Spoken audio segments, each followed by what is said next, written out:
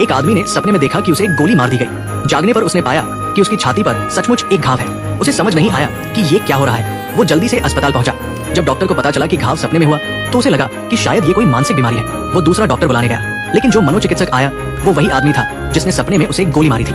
वो उसकी पहचान बताने से पहले ही उस आदमी ने फिर से बिना वजह गोली चला दी। इस बार उसके पेट में तेज दर्द से वो फिर सपने से जाग गया। उसे एहसास हुआ कि ये सपने के अंदर का सपना था, लेकिन ये सपना इतना वास्तविक था कि वो डर के मारे अपने रूममेट को सारी बात बताने लगा। उसने पसीने से भीगी बनियान उतारी तो देखा कि उसके पेट पर भी एक घाव है, ठीक वही जगह जहां सपने में गोली लगी थी। वो डर से रूममेट से मदद मांगने लगा, लेकिन रूममेट भी घाव देखकर इतना डर गया कि उसे छोड़कर भाग गया। इस बार उसने अस्पताल जाने की बजाय काम पर जाने का फैसला किया। वो एक अमीर घर के स्विमिंग पूल की सफाई करने वाला था। तभी घर की मालकिन हल्के कपड़ों में बाहर आई और उससे छेड़खानी करने लगी। उसने 10 साल से पूल साफ किया, लेकिन ऐसा कभी नहीं हुआ। वो समझ नहीं पाया कि क्या करे। तभी घर का मालिक बाहर आया और ये देखकर गुस्से से उसे पीटने लगा। हालांकि मालकिन ने ही छेड़खानी शुरू की थी, लेकिन उसने पहचान लिया कि ये वही आदमी है जिसने उसे 2 बार गोली मारी थी। वो हैरान था कि तभी अचानक वो एक बंद कमरे में जा गया। उसने बिस्तर से उठकर सिर पर लगे उपकरण हटाए और निदान कक्ष की खिड़की पर चिल्लाकर मदद मांगी। एक आदमी आया और बोला कि उनके उपकरण में तकनीकी खराबी आ गई है। उसे वापस बिस्तर पर लेटने को कहा। उसे कुछ समझ नहीं आया। उसने पास पड़ा अग्निशामक उठाया और उससे सच पूछने लगा।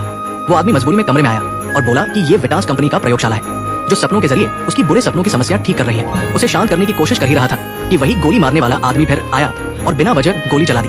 वो फिर पसीने से तरबतर जा गया। उसने जल्दी से बनियान उतारी और शरीर देखा।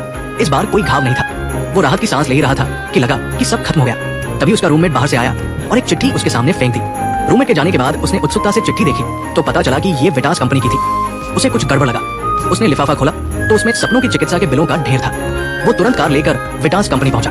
रिसेप्शन पर किसी को बुलाने के बहाने वो चुपके से प्रतिबंधित इलाके में घुस गया। ऊपर से नीचे तहखाने तक गया तो वही प्रयोगशाला मिली जहां सपने में उसका इलाज हुआ था। वहां उसकी प्रयोग फाइलें थी। उसे कुछ समझ नहीं आया। उसने एक कंप्यूटर पर वीडियो चलाया तो जो देखा वो चौंकाने वाला था।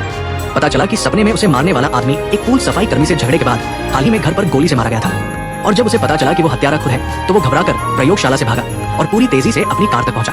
कार शुरू करने ही वाला था कि सामने वही सपने वाला आदमी फिर आया और बिना हिचक गोली चला दी। वो फिर से सपने से जाग गया। इस बार राहत लेने से पहले ही रूममेट ने बताया कि उसके एक ग्राहक को कल रात गोली मार दी गई और बाहर पुलिस उससे पूछताछ के लिए आई है। उसे लगा कि वो अभी भी सपने में है। वो अपने मुंह पर थप्पड़ मारकर खुद को जगाने की कोशिश करने लगा। तभी पुलिस दरवाजा तोड़कर अंदर घुस आई।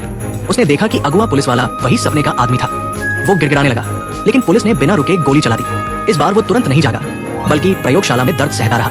विटास कंपनी ने एक उपकरण बनाया था जो अपराधी की यादों से अहम तत्व निकालकर कंप्यूटर पर अपराध का पूरा दृश्य बनाता है। फिर सपनों में सपने का ड्रामा रचता है जिसमें अपराधी को बार बार गोली से मरना पड़ता है। हर बार गोली मारने वाला उस महिला का पति होता है। उसे सपने में 47 बार गोली से मरना होगा, तब जाकर वो मुक्त होगा और असल में सजा काटेगा।